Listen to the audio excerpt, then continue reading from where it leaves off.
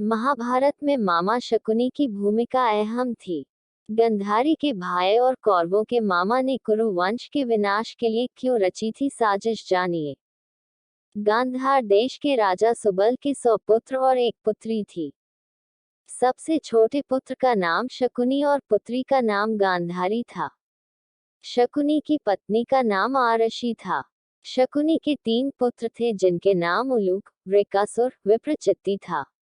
धर्म ग्रंथों के अनुसार एक बार राजा सुबल ने गांधार में एक बड़ा यज्ञ रखवाया जिसमें कई बड़े बड़े ऋषि मुनि पधारे।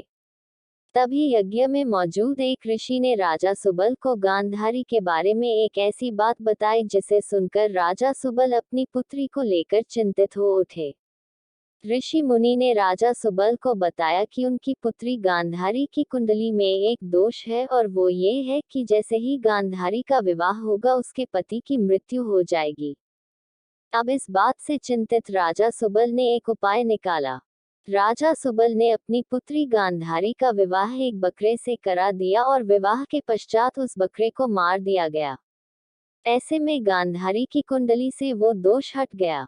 जब गांधारी की शादी के लिए धृतराष्ट्र का रिश्ता आया तो शकुनी को यह जरा भी पसंद नहीं आया। शकुनी का मत था कि धृतराष्ट्र जन्मांध है और उनका सारा राजपाट तो उनके भाई पांडु ही देखते हैं। शकुनी ने अपना मत दिया पर होनी को कौन टाल सकता है। गांधारी का विवाह धृतराष्ट्र से हुआ और वो हस्तिनापुर आ गई। मगर किस्मत का खेल, न जाने कहां से धृतराष्ट्र और पांडु को गांधारी की कुंडली और प्रथम विवाह का पता चल गया। धृतराष्ट्र ने शकुनी समेत गांधार के राज परिवार को बनाया बंदी। दरअसल धृतराष्ट्र को ये ज्ञात हो चला था कि उसकी पत्नी गांधारी का उससे पहले भी एक बार विवाह हो चुका है। धृतराष्ट्र को इस विश्वासघात से इतना क्रोध आया कि उसने गांधार के संपूर्ण राज परिवार को बंदी बना डाला और उन्हें एक दिन का खाना केवल एक मुट्ठी अनाज ही दिया जाता जो कि एक व्यक्ति के लिए भी पूरा न था। हाँ, मगर उस एक मुट्ठी अनाज से किसी एक व्यक्ति की जान जरूर बच सकती थी। अब राजा सुबल ने ये तय किया कि जो एक दिन का अनाज आ रहा है उसे किसी एक व्यक्ति को ही खाने को दिया जाएगा ताकि उसके वंश से कोई एक तो जीवित बच सके। मगर वो इस अनाज को देने के लिए किसे चुने? इसके लिए राजा सुबल ने बंदीगृह में मौजूद उसके पूरे परिवार को एक कार्य सौंपा। राजा सुबल ने अपने परिवार को एक हड्डी दी और एक धागा दिया और एक एक कर सभी को बोला कि इस धागे को बिना छुए एक छोर से दूसरे छोर तक लेकर जाओ। इस कार्य में सभी विफल रहे मगर शकुनी ने ये कर दिखाया। शकुनी मामा के पासे का रहस्य क्या था? शकुनी के पिता ने मरने से पहले उससे कहा कि मेरे मरने के बाद मेरी हड्डियों से पासा बनाना, ये पांसे हमेशा तुम्हारी आज्ञा मानेंगे, तुमको जुए में कोई हरा नहीं सकेगा। शकुनी ने अपने आंखों के सामने अपने भाइयों, पिता को मरते देखा था। शकुनी के मन में धृतराष्ट्र के प्रति गहरी बदले की भावना थी। बोलने और व्यवहार में चतुर शकुनी अपनी चालाकी से बाद में जेल से छूट गया और दुर्योधन का प्रिय मामा बन गया।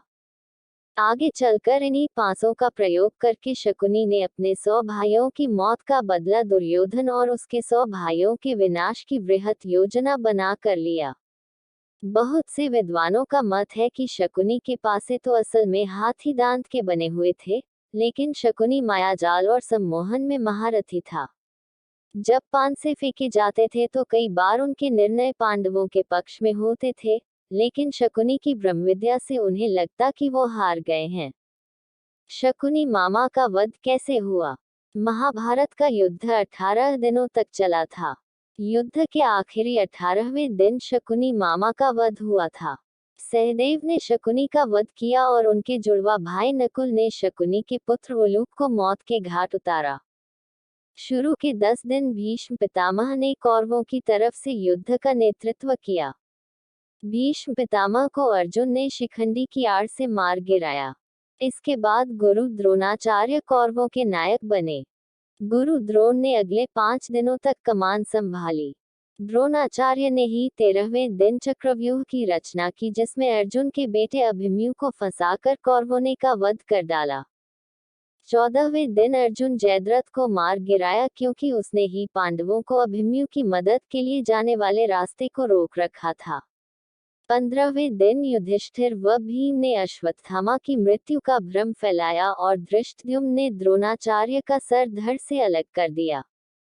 अगले 2 दिनों तक युद्ध में कर्ण कौरवों के मुखिया बने।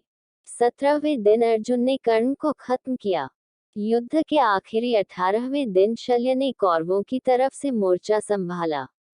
18वें दिन ही सहदेव ने शकुनी का सिर काटकर वध किया था। शकुनी को मौत के बाद स्वर्ग क्यों मिला? शकुनी ने अपनी ही बहन के परिवार को तबाह कर डाला तो फिर क्यों और कैसे उसे स्वर्ग लोक की प्राप्ति हुई? दरअसल शकुनी ने जो कुछ भी किया वो उसने अपने परिवार का बदला लेने के लिए किया। उसने ये बुरे कर्म अपने परिवार के साथ हुए अन्याय का प्रतिशोध लेने के लिए किए और इसी कारण मृत्यु के पश्चात शकुनी को स्वर्गलोक की प्राप्ति हुई।